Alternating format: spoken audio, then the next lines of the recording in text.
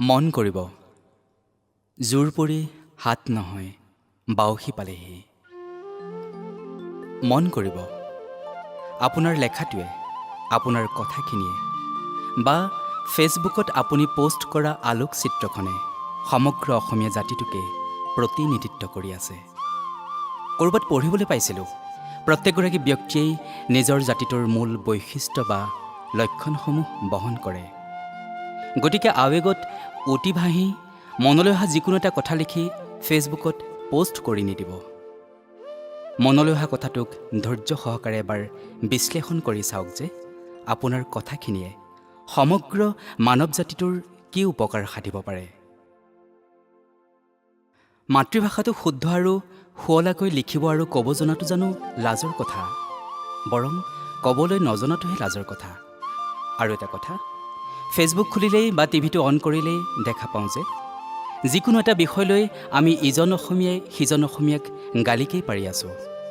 কিবা এটা বিতৰ্কিত বিষয় লৈ আলোচনাৰ নামত উচ্চস্বৰে ইজনে সিজনক ঠাট্টা উপহাস বা গালিগালাজ কৰাৰ বাহিৰে যেন আৰু একো কাম নাই।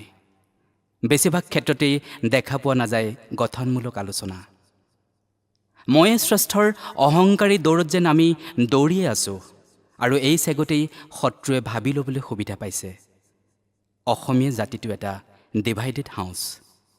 ইংৰাজীত এষাৰ কথা আছে, a divided house can not stand. আৰু এটা বৰ হাঁহি উঠা আৰু আচৰিত হ'ব লগা বিষয় হ'ল আমাৰ পাবত গজা আজিৰ তথাকথিত সংগীত শিল্পীসকল। ৰাতাৰাতি হৈ যায় গীতিকাৰ গায়ক। গীতৰ কথাত বাৰে ভচহু বিষয় তৰল তথা যৌনগন্ধি শব্দ বাক্যৰ সমাহাৰ।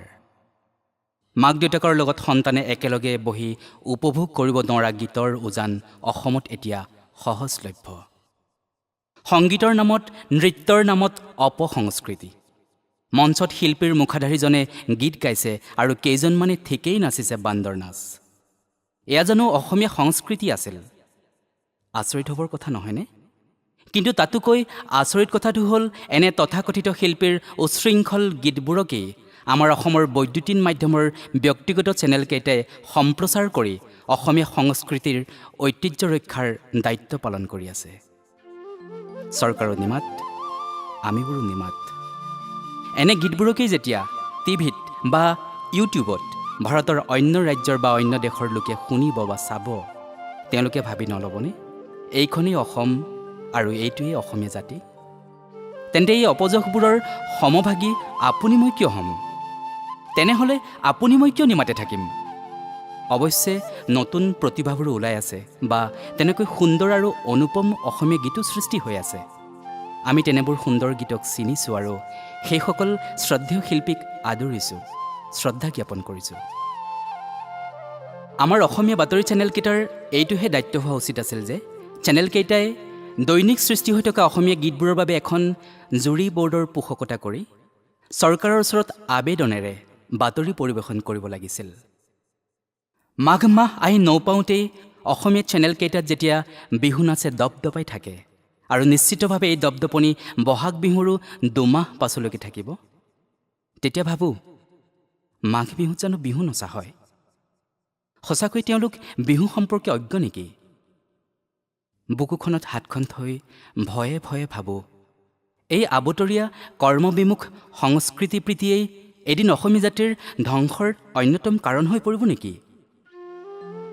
জোৰ পৰি হাত নহয় বাউসী পালেহি, অথচ এতিয়াও যেন আমাৰ চেতনা অহা নাই। জোৰ পৰি হাত নহয় বাউসী পালেহি, অথচ এতিয়াও মইৰ পৰা আমি হ'বলৈ আমি শিকা নাই। হে মোৰ শ্ৰদ্ধেয় অসমীয়াসকল, এতিয়া মই নহয় আমি কোৱাৰ সময় সমাগত। আহক আৰু পলম নকৰোঁ, সুসংহতিপূৰ্ণ এটা শক্তিশালী অসমীয়া জাতি গঢ়াত মনোনিৱেশ কৰোঁ আৰু সেই যাত্ৰা আৰম্ভ হওক আপোনাৰ পৰাই, মোৰ পৰাই, আপোনাৰ মোৰ ঘৰখনৰ পৰাই। দয়া ক্ষমা ধৈৰ্য আমাৰ এই যাত্ৰাৰ সাৰথি হওক। আহক আমি এজন অসমীয়াৰ কৃতকাৰ্যত প্ৰত্যেকজন অসমীয়াই আনন্দ কৰোঁ। এজন অসমীয়াৰ দুখত আমি প্ৰত্যেকজন অসমীয়াই দুখী হওঁ। অসম আমাৰ আই আৰু আমি প্ৰত্যেকেই অসমীয়াৰ সন্তান। অসমীয়া ভাষা আমাৰ আইৰ মুখৰ মৌ মিঠা মাত। অসমীয়া জাতিৰ বাণীয়ে হওক সমগ্ৰ মানৱ জাতিৰ বাণী। হে মোৰ শ্ৰদ্ধেয় অসমীয়া দাদা বাইদেউ ভাই বন্ধুসকল, এনেকুৱা কেতিয়াও হ'বলৈ নিদিব যে আপুনি ফেচবুক কৰি থাকোঁতেই আপোনাৰ বাৰীৰ পিয়াহত আঁতৰ গছপুলিটো অকণমান পানীৰ পৰা বঞ্চিত হ'ব লগাত পৰিল। বিহু অসমীয়াৰ বাপতি সাহোন। আগন্তুক ৰঙালী বিহুটিয়ে সকলোলৈকে যাতে সুখ শান্তি সমৃদ্ধি কঢ়িয়াই আনে, তাকেই ঈশ্বৰৰ ওচৰত প্ৰাৰ্থনা কৰিছোঁ। নাৰীৰ সুৰক্ষা নিশ্চিত হওক। নাৰী দেৱী, নাৰী মাতৃ। অসমৰ প্ৰতিগৰাকী জীয়ৰী বোৱাৰীয়ে যাতে আগন্তুক ৰঙালী বিহুৰ আনন্দ উৎসৱত নিৰাপদে ভাগ ল'ব পাৰে, তাকেই কামনা কৰিছোঁ।